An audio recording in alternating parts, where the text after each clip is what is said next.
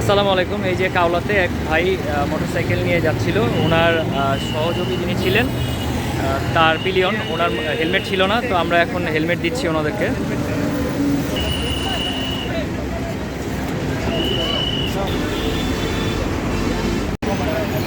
আপুকে পরায় দাও, পরায় দাও।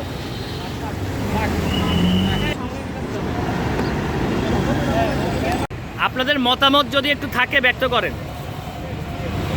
আপনাদের জন্য জুলুম না ভালো জিনিস? ভালো জিনিস, ভালো হতো। হেলমেটটা নিয়ে এখানে আসেন, এটাও খুব ভালো হতো। কারণ অনেকে বলে সামনে গিয়ে কিনবে, আসবে দেখা যায় কিনে না। আমরা রাখছি যে যেটা দাম সেটা কিনা আমরা কিনতে পারি, কিন্তু বলা যায় সেটা আমাদের খারাপের মধ্যে কারণ সবার জন্য তো সবাই তো আবার কিনতে পারবে না। আমরা তাদের জন্য দরকার একটা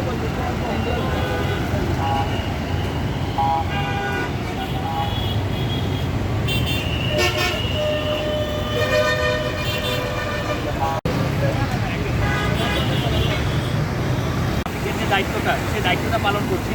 এখানে হেলমেট আছে, যারা হেলমেট ছাড়া আসতেছে তাদেরকে আমরা এই মুহূর্তে, তো আসলে আগে ট্রাফিক কন্ট্রোলার যারা ছিলেন কী করতেন, তারা করতেন একটা মামলা দিতেন, তো আমরা মামলা দিচ্ছি না। আমরা তাকে উইলিংলি বলছি যে একটা হেলমেট নিয়ে যাওয়ার জন্য, তার সেফটির জন্য।